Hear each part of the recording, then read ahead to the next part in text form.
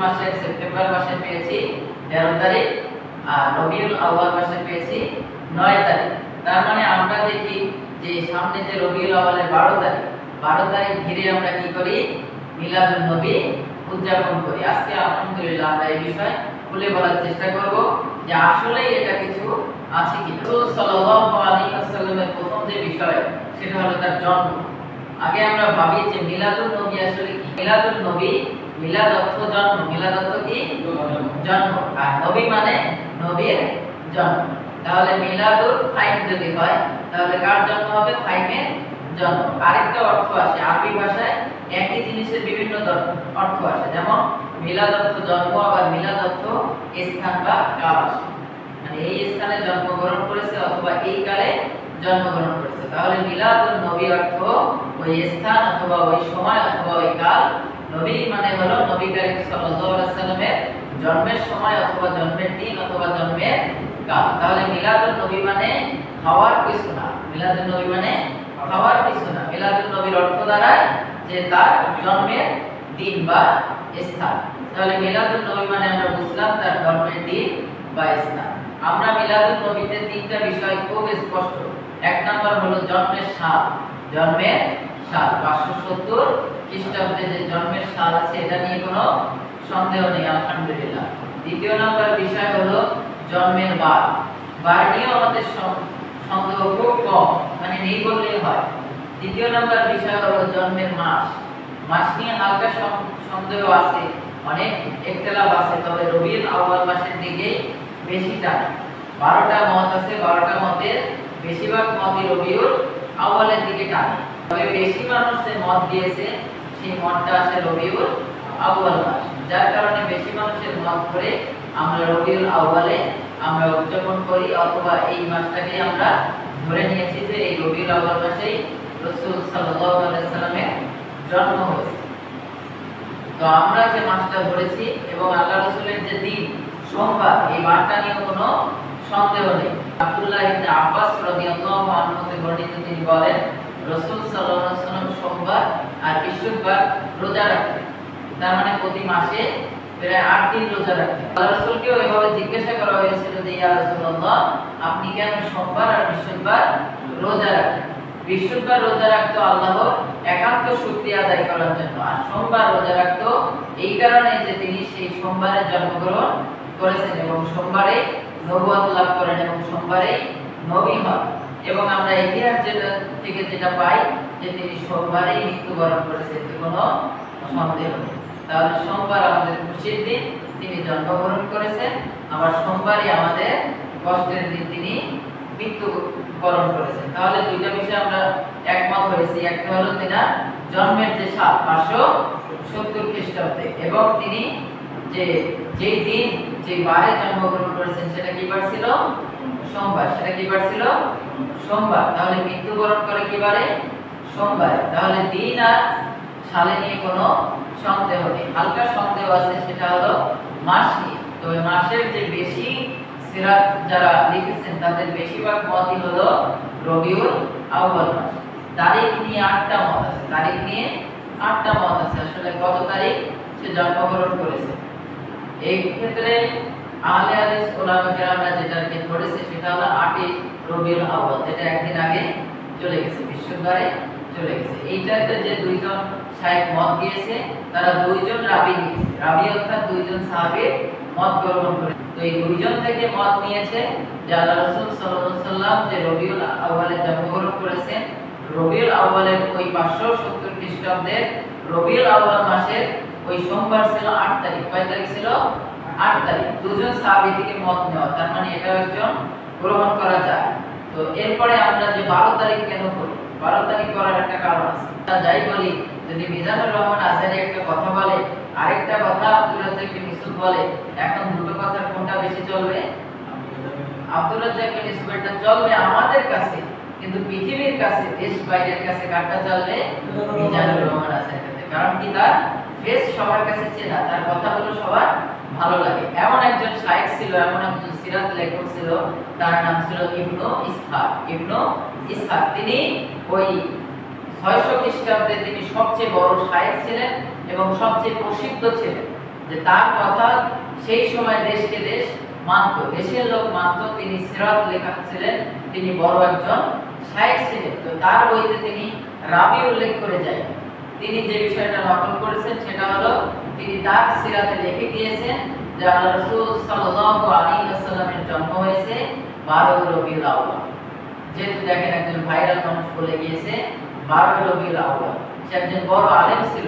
তো পৃথিবীবাসী, সৌদি আরববাসী সবাই কোনটাকে ধরেছে 12 রবিউল আউয়াল, আর কিছু মানুষ ধরেছে 8 রবিউল আউয়াল, আবার কিছু মানুষ ধরেছে রমজান মাসের 12ই রমজান, রমজান মাসের 12ই রমজান। তাহলে আমরা এই যে 12ই যে তারিখটা পাই 12 রবিউল আউয়াল, এটা এসেছে কোন সাহাবী থেকে না, এটা এসেছে একজন প্রসিদ্ধ আলেম থেকে, নাম তার ইবনু ইসহাক। তাহলে আমরা বুঝলাম যে এই যে দিনের যে দিন, সেই দিন নিয়ে সন্দেহ নেই, সন্দেহ কি নিয়ে? তারিখ নিয়ে সন্দেহ। তাহলে এই যে 12 রবিউল আউয়াল বললো, এটা একেবারে সঠিক, একেবারে সঠিক। এর দলিল আছে? কোনো দলিল নেই। একজন শায়েখ বলেছেন 12 রবিউল আউয়াল, তাই আমরা মেনে যাচ্ছি। একজন দুইজন রাবী থেকে এসেছে 8 রবিউল আউয়াল, তাই আমরা মেনে যাচ্ছি। কিন্তু এর পক্ষে তেমন কোনো দলিল নেই। তার মানে আমরা এই জন্মের বিষয়টা একান্তভাবে কেউ বলতে পারি না যে আল্লাহি আল্লাহর কসম আল্লাহ রাসূল সাল্লাল্লাহু আলাইহি ওয়াসাল্লাম 8 রবিউল আউয়ালে জন্মগ্রহণ করেছে, এটা বলার ক্ষমতা রাখি না। কেউ এটাও বলতে পারবে না যে আল্লাহি রাসূল সাল্লাল্লাহু আলাইহি ওয়াসাল্লামের এই যে সামনে আমাদের সোমবার আসছে 12 রবিউল আউয়াল, এই 12 রবিউল আউয়ালে জন্মগ্রহণ করেছে, কেউ বলতে পারবে না। তাহলে শিওর না, যে বিষয় শিওর না সেই বিষয়ে এমনি ইসলামে নিষেধ আছে। ইসলামে যে বিষয়ে তোমার মনের ভিতরে লাগে না, সন্দেহ হয়, সেই বিষয় কি নিষেধ আছে। সেটা সালাতেও, যে তোমার সন্দেহ আছে আমার এখন সালাত করলে বোধহয় কবুল হবে না, আমার মন অন্যদিকে, তো তখন করো না। আমার এখন খিদা লাগছে, খায়ে সালাত করলে মনে হয় ভালো হতো, তো তখন আপনার সালাত করা যাবে না। তাহলে ইসলাম সন্দেহটাকে গ্রহণ করে না। তাহলে আমরা যেটা বুঝলাম, আল্লাহ রাসূল সাল্লাল্লাহু আলাইহি ওয়াসাল্লামের জন্ম নিয়ে কোনো সন্দেহ নেই যে তিনি 570 খ্রিস্টাব্দে জন্মগ্রহণ করেছে। আরো সন্দেহ নেই এই কারণে যে আপনারা বলেন তো আমাদের দেশ প্রথমে স্বাধীন হয়েছিল কত সালে? 1900, ওই দুইজন জানে, আর কেউ জানেন না? 1971 সালে। এই তো মাশাআল্লাহ। তো 1971 সালে কেন মুখস্থ আছে? এই যে আমার ভাইটা বললো, ভাই কি সেই সময় জন্মগ্রহণ করেছিল? না, হয়তো আপনারা ছোট ছিলেন, কিন্তু আমাদের অধিকাংশ মানুষই 1971 সালে আশপাশেও নেই। কেন মনে আছে? কারণ ওটা একটা যুদ্ধের সময় ছিল। কিসের সময়? যুদ্ধের সময়। তো আল্লাহ রাসূল সাল্লাল্লাহু আলাইহি ওয়াসাল্লামের যে জন্মগ্রহণ হয়েছে 570 খ্রিস্টাব্দে, সেটা কিন্তু আরো বিশাল এক যুদ্ধের সময় ছিল। কারণ মনে আছে? সেটা হলো আব্রাহার যুদ্ধ, সেটা হলো আল্লাহ তাআলার সাথে বান্দার যুদ্ধ, আল্লাহ তাআলার সাথে বান্দার যুদ্ধ। আব্দুল মুত্তালিব ছিল হলো আল্লাহ রাসূল সাল্লাল্লাহু আলাইহি ওয়াসাল্লামের দাদা ছিলেন। তো আল্লাহ রাসূল সাল্লাল্লাহু আলাইহি ওয়াসাল্লামের দাদা কিন্তু যেন তেন বংশের লোক না, তিনি হলো ইব্রাহিম আলাইহিস সালামের বংশের লোক। ইব্রাহিম আলাইহিস সালামের ছেলে ইসমাঈল, ইসমাঈলের উপর দায়িত্ব দেয়া ছিল কাবা। ভালো করে শুনবেন, ইসমাঈলের দায়িত্ব দেয়া ছিল কাবা। ইসমাঈলের আব্বুর নাম কি? ইব্রাহিম আলাইহিস সালাম। তাহলে নবীর ছেলে নবী, তাদের দায়িত্ব ছিল কাবা। এভাবে করতে করতে এসেছে কোন পর্যন্ত? আবু তালেবের কাছে এসেছে। আবু তালেব আবার ছিল কার দাদা? আল্লাহ রাসূল সাল্লাল্লাহু আলাইহি সাল্লামের দাদা। তাহলে আল্লাহ রাসূল সাল্লাল্লাহু আলাইহি সাল্লাম ছোট বংশের নয়, তিনি নবীর বংশের নবী। আলহামদুলিল্লাহ।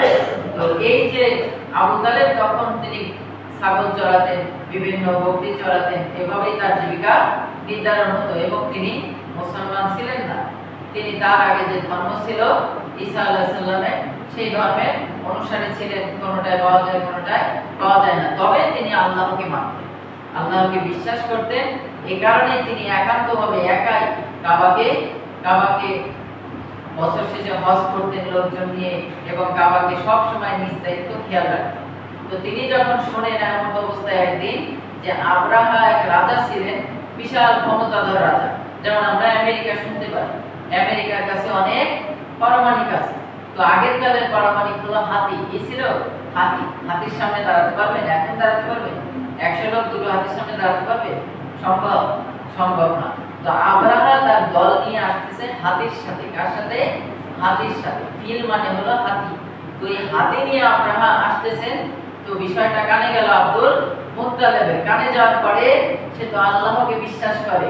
সে বলল, আল্লাহ, আমার এই পশু পাখি নিয়ে ওই হাতির সাথে লড়াই করার আমার ক্ষমতা নেই। আলহামদুলিল্লাহ, যতক্ষণ ক্ষমতা ছিল আমি তোমার ঘর গ্রহণ করেছি, আমি তোমার ঘর দেখভাল করেছি, অনেক চেষ্টা করেছি। এখন আমার ক্ষমতা নেই, তোমার ঘর তোমার থাক, তোমার অনেক ক্ষমতা আছে, তুমি তোমার ঘর ঠেকাও, আমি আমার ঘর ঠেকাই। এই কথা বলে আব্দুল মুত্তালিব চলে গেল পাহাড়ে। কার উপরে সবুদ্ধ করে গেল? আল্লাহ তাআলার উপরে। তাহলে বুঝতে হবে আব্দুল মুত্তালিব তিনিও কি আল্লাহকে বিশ্বাস করতেন। তো এভাবে তখন যখন আল্লাহর উপরে ছেড়ে যায় কোনো মানুষ, তখন আল্লাহ তাআলা সেটা জিম্মেদারি হয়ে যায়। আল্লাহ তাআলা মানুষকে দমন করলে ছোট ছোট জিনিস দিয়ে দমন করে। যেমন নমরুদকে মেরেছিল ছোট্ট একটা মাছি দিয়ে, যেমন আব্রাহার বিশাল বাহিনীকে আমরা শুনতে পেয়েছি সূরা ফিলের মধ্যে, যে আলাম তারা কাইফা ফাআলা রাব্বুকা বিআসহাবিল ফিল। তুমি কি দেখোনি যে আমি কিভাবে হাতির বংশকে ছোট্ট ফিলের দ্বারা, ছোট্ট পাখি দ্বারা আমি তাদেরকে ধ্বংস করে দিয়েছি। তো আবাবিল এভাবে ছোট ছোট পাখি পাঠালেন। তো সেই পাখির মুখ থেকে যে ছোট ছোট পাথর পড়লো, সেগুলো পড়তে পড়তে বড় হয়ে গেছে, যার কারণে হাতিগুলো সবগুলো মারা যায় এবং তারা একেবারে ধ্বংস হয়ে যায়। তাহলে সেই যে বিশাল এক কাহিনী, বুঝতে হবে এটা আল্লাহ তাআলার সাথে বান্দার যুদ্ধ। তো এটা বিশাল এক কাহিনী না। এমনি ছোট্ট একটা জিনিস হলে হঠাৎ করে মসজিদ যদি বাস করে ভেঙে যায়, তো বিষয়টা কি এই জায়গা থাকবে? দেখবেন ওই পাকিস্তানে গেলেও শুনতে পাবে। তো সেই বিষয়টা হলো ছোট ছোট পাখিতে হাজার হাজার সৈন্য মেরে ফেললো, ছোট ছোট পাখিতে শত শত হাতি মেরে ফেললো। তা সেই বিষয়টা কি ছোট বিষয় না? বিশাল বিষয়। এজন্য ওই সাল নিয়ে কোনো সন্দেহ নেই। বংশ পরম্পরা সবাই মনে রেখেছেন যে 570 খ্রিস্টাব্দে এই যুদ্ধ হয়েছিল। আর এই যুদ্ধের সালে রাসূল সাল্লাল্লাহু আলাইহি সাল্লাম জন্মগ্রহণ করে। তাহলে আমরা তিনটা বিষয় একেবারে শিওর হয়ে গেলাম যে আল্লাহ রাসূল সাল্লাল্লাহু আলাইহি সাল্লামের জন্ম 570 খ্রিস্টাব্দে, তার মৃত্যু হয়েছিল সোমবারে, জন্ম হয়েছিল সোমবারে। তারিখ নিয়ে একটু ভেজাল, সেটা হলো 12তেও হতে পারে, 8এও হতে পারে, 5এও হতে পারে। তারিখ নিয়ে কোনো একান্ত কোনো হাদিস কোরআন নেই। তাহলে তারিখ নিয়ে আমরা একান্তভাবে কোনো আলেম, কোনো হুজুর, কোনো কিতাব নেই যেখানে বলতে পারে আল্লাহ রাসূল সাল্লাল্লাহু আলাইহি সাল্লামে অমুক তারিখে জন্মগ্রহণ করেছে। তাহলে আমরা এক নাম্বার বিষয় পুরোপুরি একত্ববাদ হতে পারি যে তিনি জন্মগ্রহণ করেছে যে সালে, সাল নিয়ে কোনো মতভেদ নেই। তিনি জন্মগ্রহণ করেছে যে মাসে, সেই মাসে নিয়েও বেশি মতভেদ নেই। সেটা হলো রবিউল আউয়াল মাসেই আমরা ধরতে পারি সেই মাসে জন্মগ্রহণ করেছে। আমরা তারপরে দিন ধরতে পারি সোমবার, সোমবারে তার জন্ম, সোমবারে তার মৃত্যু, এতেও কোনো সন্দেহ নেই। দ্বিতীয় নম্বর কথা হলো তার যে এত বড় একজন মানুষ হিসাবে তিনি সৃষ্টির সেরা, এতে কোনো সন্দেহ নেই। হতে পারে সে মাটির তৈরি, কিন্তু তিনি আদম আলাইহিস সালামের যত সন্তান আছে সবচেয়ে কি উত্তম সন্তান হলো মুহাম্মদ সাল্লাল্লাহু আলাইহি ওয়াসাল্লাম। তো আমাদের এই উত্তম সন্তান হিসাবে, উত্তম নবীর উম্মত হিসাবে কিছু করা উচিত, এমনটাই সবাই ভাবে। দেখি তাদেরকে যারা ভালোবাসতো, অথবা সে যাদের কথা বলেছে যে আমার পরে তোমরা কাদেরকে মানো? সাহাবীদেরকে মানো। রাসূল সাল্লাল্লাহু আলাইহি সাল্লাম যত জায়গা তার মানার কথা বলেছে, তত জায়গা বলেছে আমাকে মানো, আমার সাহাবীকে মানো, তাহলেই তোমরা জান্নাতে যেতে পারবা। আমরা যদি সুন্নাত ধরি, যে সুন্নাত কাকে বলে, তখনই সব ধরনের আলেমরা বলবে রাসূল সাল্লাল্লাহু আলাইহি ওয়াসাল্লাম যা করে গিয়েছেন, রাসূল সাল্লাল্লাহু আলাইহি ওয়াসাল্লাম যা বলে গিয়েছেন এবং সাহাবীরা যা করেছেন, যা বলে গিয়েছেন, তাকে কি বলা হয়? সুন্নাত বলা হয়। তাহলে সাহাবীদের মূল্য কম না। সুন্নাত কিন্তু সাহাবী থেকেও এসেছে, রাসূল সাল্লাল্লাহু আলাইহি ওয়াসাল্লাম থেকেও এসেছে। যেমন আমি যে খুতবা দিচ্ছি, এখানে দাঁড়িয়ে কি আল্লাহ রাসূল খুতবা দিয়েছেন? না, আল্লাহ রাসূল খুতবা দিয়েছেন এই 3 নাম্বার থেকে, একেবারে ফার্স্টে দিয়েছেন। আমি দিচ্ছি লাস্টে। এখানেও হাদিস আছে, ওমর রাদিয়াল্লাহু আনহু এভাবে হাদিস পাওয়া যায়, তারা আল্লাহ রাসূলের সম্মানে নিচে দাঁড়িয়ে খুতবা দিতেন। তো এগুলো কার সুন্নাত? সাহাবীদের সুন্নাত। তাহলে আমরা সাহাবীদেরকে ছোট মনে করতে পারি না।